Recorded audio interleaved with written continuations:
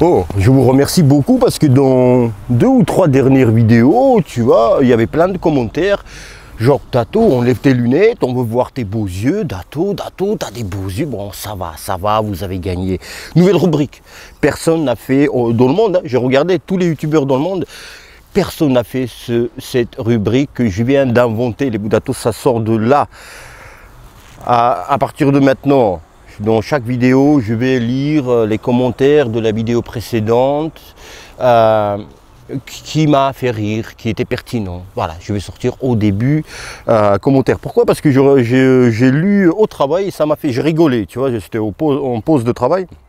À midi, je rigolais. Donc, il y a 2 commentaires qui ont gagné, ils ont 2 premières places. Alors, premier commentaire. Salam Dato, le meilleur poteau de tous mes poteaux. Même mes poteaux rentrants. Ah, c'est rigolo. Moi, j'ai rigolé. C'est rigolo. Après, la suite, c'était de la merde ce qu'il a écrit, mais je rigole. Ça va, si on peut plus rigoler dans ce monde. Alors, deuxième numéro 1 des commentaires, c'est écrit. Donc, c'était sous la vidéo, je crois, de Jean Gillet contre Deontay Wilder. Et le gars, il écrit. C'est un boxeur français, Jean Gillet. C'est vrai que c'est là où j'étais pété de rire. C'est vrai que je prononce Jean Gillet. Jean Gillet. Comment tu prononces Jean Gillet? Je sais pas.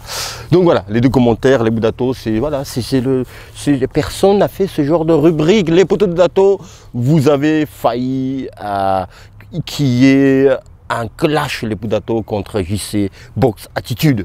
Il a dit un truc. Quelque chose qui m'a pas aimé. Alors, pourquoi? Non, je rigole. Je regarde le live de JC, je crois, parce qu'il y a tellement de vidéos qui sortent de sa part, de ma part, de mon côté. Je ne sais plus laquelle était. Et la question était sur Bivol. Il a dit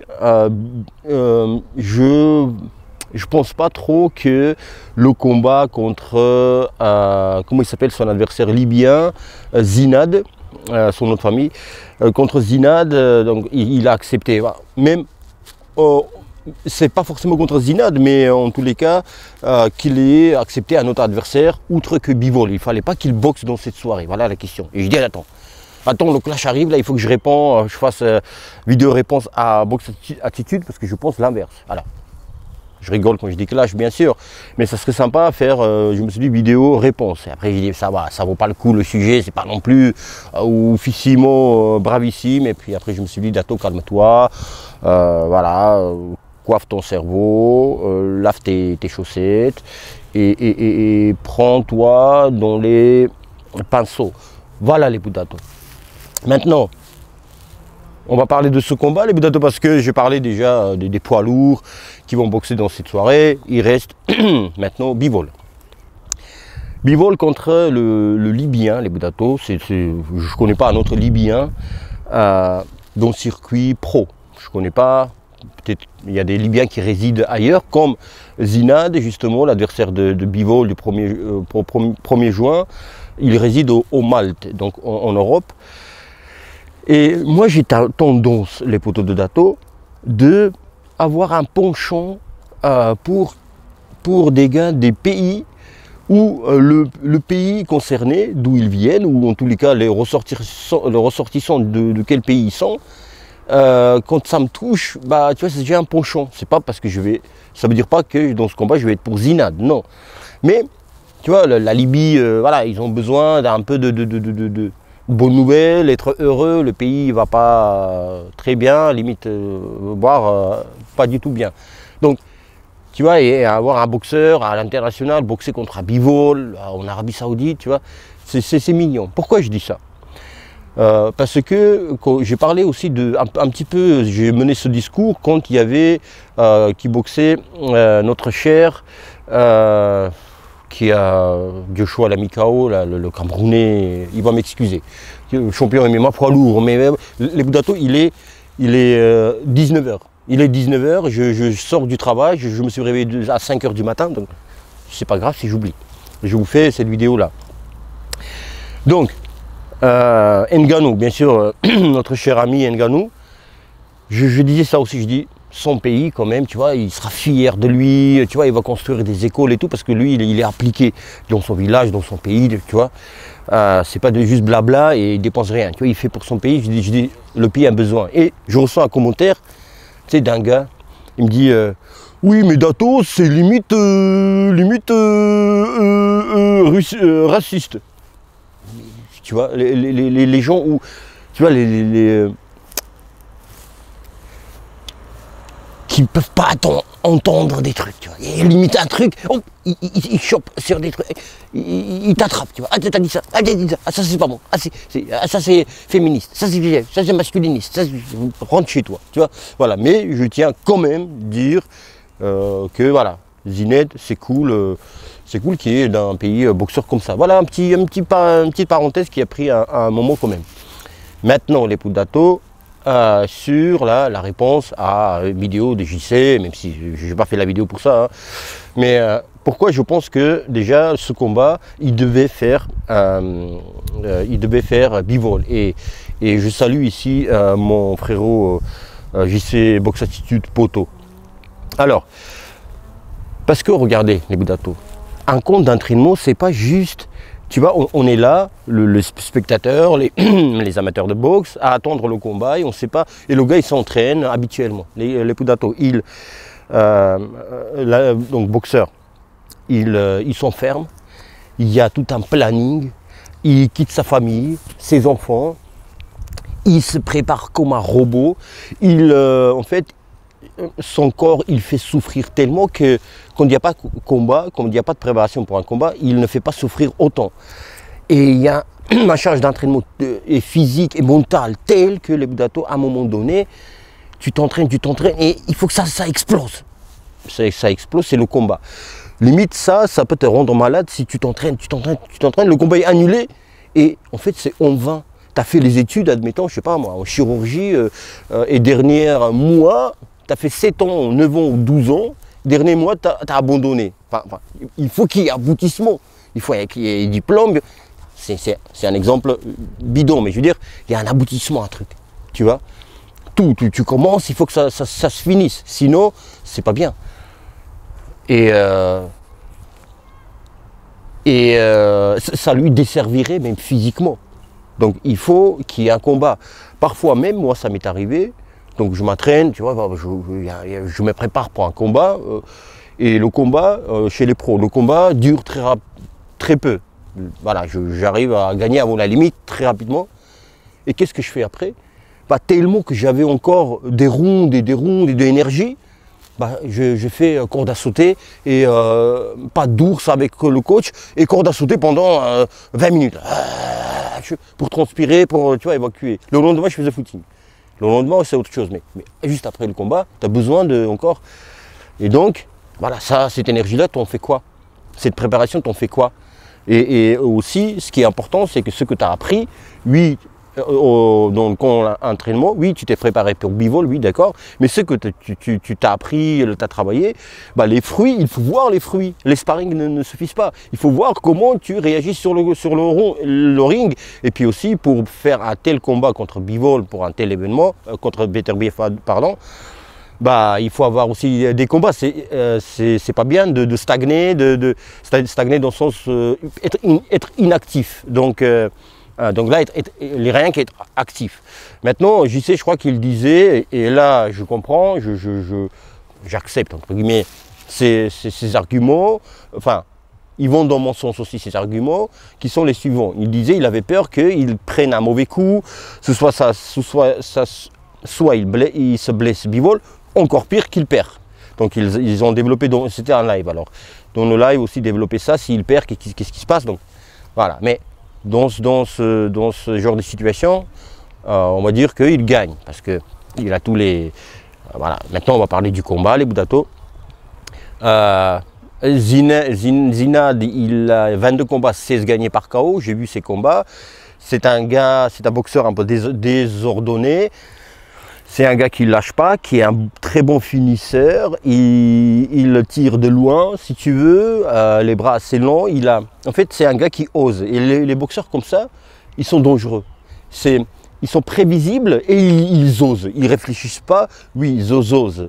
Ils réfléchissent pas 1000 ans avant de préparer leur attaque et j'y vais pas, qu'est-ce qui se passe, allô, est-ce que je peux? Ils y vont. Et il est assez actif aussi, mais Bivol, il est très actif. Bivol, tu peux pas le surprendre, tu peux pas. Tu as compris, tout le monde est surprenable. Mais Bivol, connaissant ce que je vous dis, Bivol l'a étudié 1000 fois plus et mieux. Donc il ne va pas se faire surprendre, mais un sale coup de ce genre de boxeur, les Budato, où un coup il arrive par là, et tu vois, c'est au corps à corps, en sortant, il t'envoie quand même, limite le corps à corps c'est terminé, genre, même en sortant, il t'envoie le coup quand même, non c'est pas terminé, on y va. Il percute qui vont, je parlais un petit peu de ça quand je présentais Zinad, allez voir la vidéo.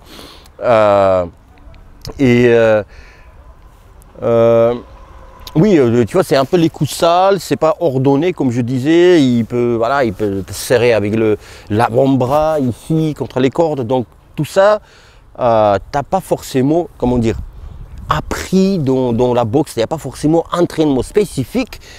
Quand tu es chez les pros, on t'apprend des coups comme ça, mais que ça peut arriver, mais tu ne peux pas prévoir toutes les situations et faire des entraînements spécifiques pour toutes ces situations de boxe sale. Donc ça c'est avec l'expérience et vigilance, avec l'expérience que ça vient. Mais des saletés, t'en as 1000 qu'on n'est pas encore et un boxeur peut sortir, te surprendre. C'est un truc nouveau. Enfin, et Zinad, c'est quelqu'un, un boxeur comme ça. Donc c'est la boxe, ça reste dangereux. Il faut pas, c'est pas Bivol, je m'inquiète pas pour lui parce que c'est pas un boxeur qui prend des adversaires de haut ou encore il est sous-estime. Jamais j'ai vu un combat comme ça où il a sous-estimé ses adversaires. D'ailleurs, il a une boxe Bivol.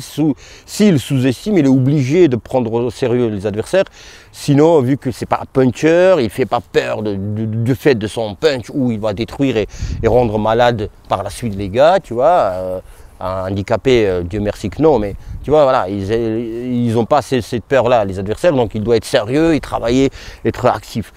Voilà les Budato, ce combat. On voulait bien sûr que le combat Better Bivol, mais c'est pas, ça va être Zinad, mais ça va être intéressant de voir où il en est Bivol. Lui, il va boxer différemment que contre si Better Bivol ça se faisait, mais quand même la condition physique, peut-être le punch, il a un peu pris en punch, tu vois, est-ce que voilà. Activité, cardio, tu vois, comment il était préparé pour Bivol, même si, encore une fois, il ne va pas boxer comme contre Beterbiev, pardon, comment il aurait boxé contre Beterbiev, il va faire différemment.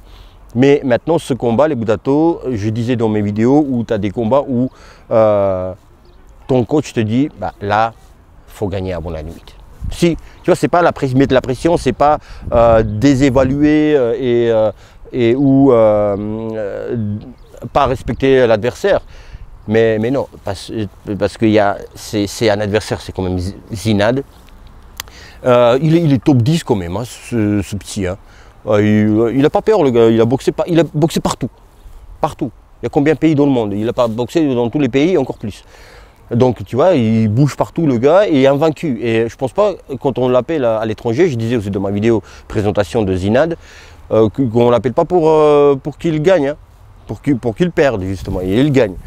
Et je disais, oui, donc là, il faut abréger le combat. C'est message à Beterbiev, message au monde, et confiance en soi aussi. C'est très important. Si tu te dis après ce combat où tu gagnes au poids, et même dans 12 rounds, tu as pris quelques coups quand même, parce que c'est 12 rounds, si tu gagnes au poids, ça veut dire que aussi, il y a des moments où tu avais pris des coups, et ça se fait pas, ça se fait mal, parce que toi, t'es pas un boxeur de passage, tu n'es pas un boxeur lambda, boxeur pro.